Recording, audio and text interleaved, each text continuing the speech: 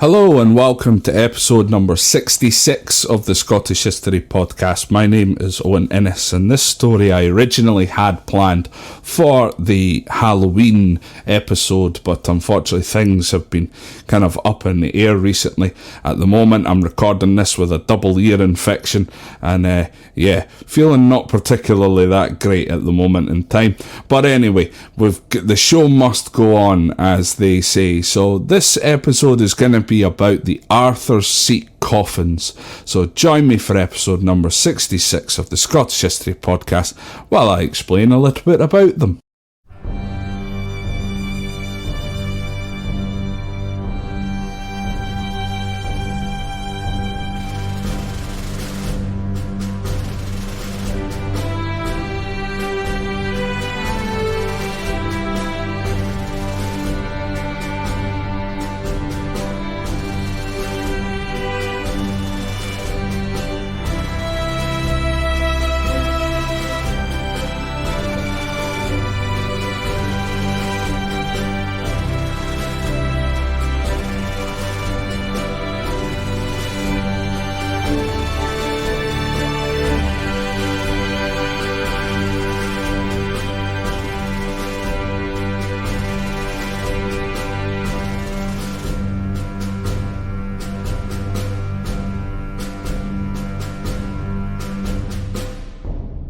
So I tend not to read an awful lot of fiction. To be honest, I rarely get time to read at all these days.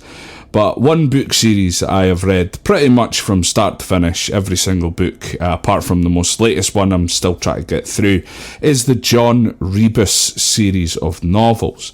These novels are written by a brilliant author from Edinburgh by the name of Ian Rankin, an amazing writer of Scottish crime fiction. Scottish crime fiction is actually referred to as tartan noir, as it is quite the subject these days. There's a lot of Scottish crime fiction available out there. The Rebus novels, which are also have been adapted, some of the novels have been adapted into TV series and TV episodes as well, are initially set in Ian's fictional version of Edinburgh for the first 3 or 4 books, until he realised it was actually probably easier to write about the real Edinburgh. In the 12th full-length Rebus novel called The Falls, a major part of the story is centred around a small carved wooden doll contained inside a small coffin.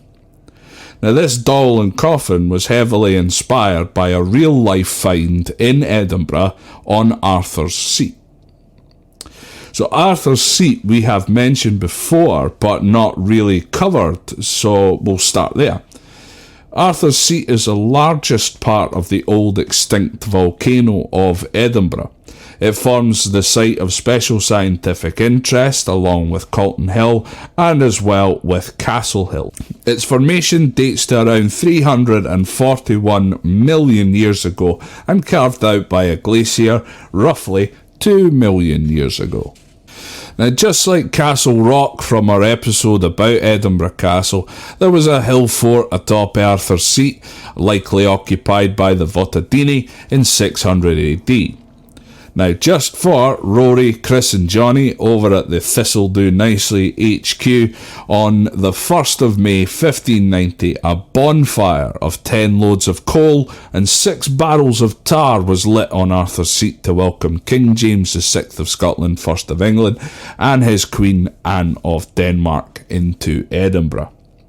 Just on the Thistle Do Nicely thing, folks, the last episode that I uploaded was, of course, the Halloween episode that I did with Thistle Do Nicely this year about James VI and first, and, of course, the witch trials. So if you haven't already listened to that, give that a wee listen and head across and listen to their other episodes. They're absolutely fantastic, guys.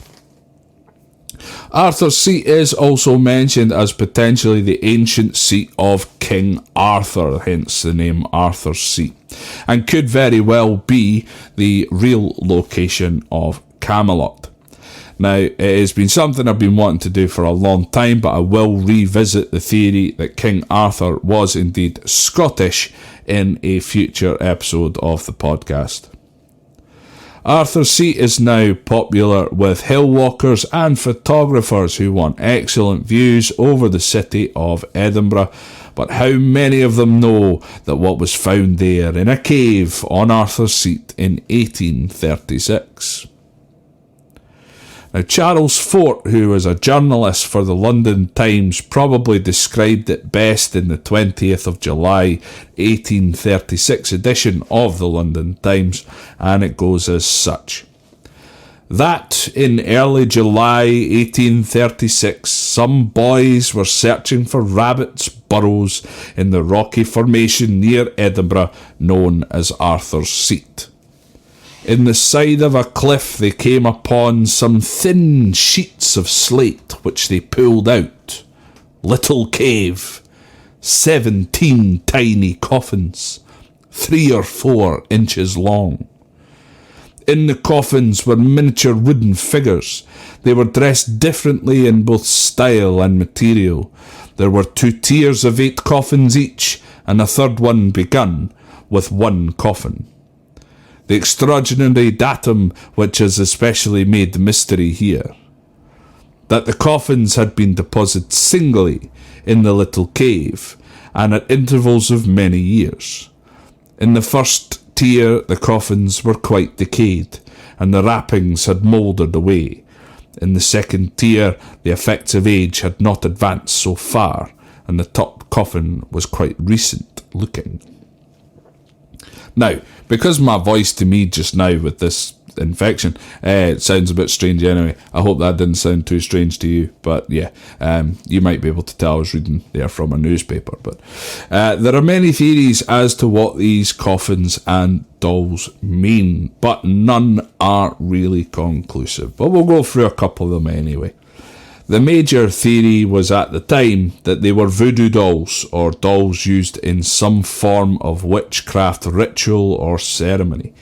There was, however, no evidence of the dolls being hurt in any way, with pins like voodoo dolls, etc. would normally be, to suggest this. So that theory has pretty much been ruled out. Another theory was brought that they were left as a tribute to sailors lost at sea. It was a supposed tradition or even a superstition that sailors carried coffins and dolls with them to sea. In 1976, a director of the Hamburg History Museum over in Germany suggested that these dolls and coffins were made to be sold to sailors. But this theory was ruled out again due to the fact that they were hidden in a damp cave instead of somewhere dry that you would be able to present them to sell them. The now most recognised theory, but one still with a couple of flaws, is the theory that the 17 coffins and the 17 dolls contained within represented the victims of the subjects of episode 27 of this very podcast, William Burke and William Hare. Burke and Hare's 17 victims never got the chance of a proper burial, so it is very likely that these items could represent these 17 victims. The only real flaw to this particular theory is that at least 12 of Burke and Hare's victims were women, but all the dolls were dressed in male attire. Now that probably doesn't matter, certainly these days it wouldn't matter, but it is still a kind of little flaw that they saw at the time. Amongst the mystery is also, of course, who made them. Well, that cannot be answered as well. The most likely candidate, though, would be a shoemaker or a leather maker. The craftsmanship is good, but not that of an experienced carpenter. The tooling would also suggest that a shoemaker's curved knife was used. There was also evidence to suggest that the coffins and the dolls were made by 2 different people. Unfortunately, of the 17 coffins and dolls found, only 8 of them survive today. It is believed that upon finding them, the young boys pelted them with stones or even threw them at each other, threw them around like toys, but it is likely that the 8 coffins closest to the ground would have been sodden and rotten, without proper attention would have fallen to pieces regardless. It is believed that the boys told their teacher about them, who then went and retrieved them, who passed them on to a man called Robert Fraser, a jeweller who had displayed them in his own private museum. Fraser retired in 1845 and the coffins were auctioned off to an unknown private collector for just £4, but that is roughly £425 in today's money. It seems that during that time, though, that they did change hands privately at least once, because in 1901 the last remaining 8 coffins and dolls were donated to the National Museum of Scotland by a woman called Christina Cooper of Dumfries. They are now on display in the Museum of Scotland on Chambers Street in Edinburgh, that magnificent museum that I'm pretty sure I've told you many, many times to go and visit. But not only that, a section of the museum, is actually dedicated to Ian Rankin's novel The Falls, as well as the coffins that were created for the TV adaptation. So you can see the real coffins and then go to a different part of the museum where you will find a copy of Ian Rankin's The Falls, and you will see the coffins that they made for that particular television episode. In December of 2014, the National Museum received another package. Contained inside was a coffin with a dressed doll just like the ones they had on display. A note was present also which contained a passage from the Robert Louis Stevenson short story The Body Snatcher. However, the note begins simply with XVIII ? The Roman numerals for number 18. So folks, a little bit of a kind of shorter episode this week. I'm just kind of trying to plough through some ideas that I've got at this moment in time, but ideas is what I need. Please send in your requests to me. A lot has been lost in the ether, so if you have even sent me through suggestions and everything before, please send them through again, especially if I haven't covered them. There are certain things though that I can't really cover. Someone recently has asked me to, for example, do an episode on Brodie Castle.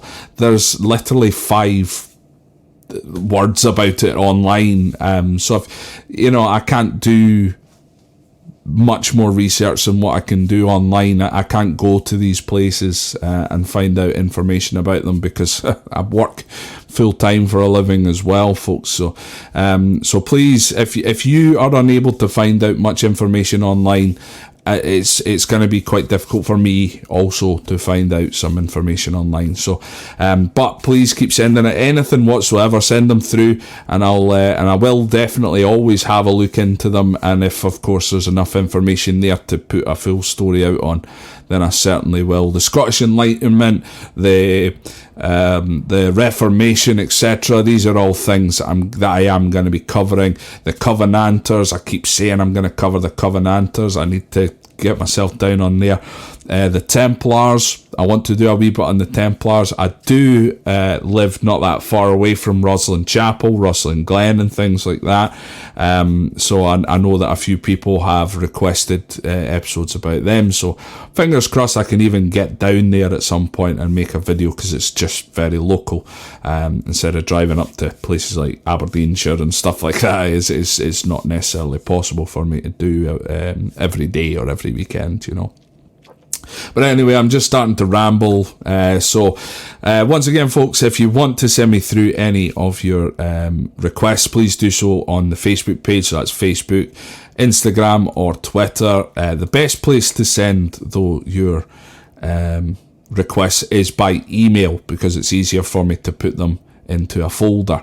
So by email, it's scotthistorypod@gmail.com. Thank you very much also to all my new patrons as well on Patreon. You guys are absolutely fantastic. Thank you very much for your support. If you do wish to support the podcast financially, you can do so via Patreon, which is patreon.com/ScottHistoryPod. And it's a donation monthly. You can cancel at any time, that sort of thing. Your support is greatly appreciated.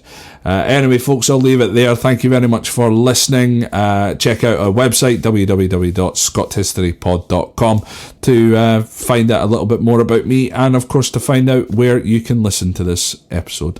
So thank you very much once again. Take care. I'll speak to you again next time.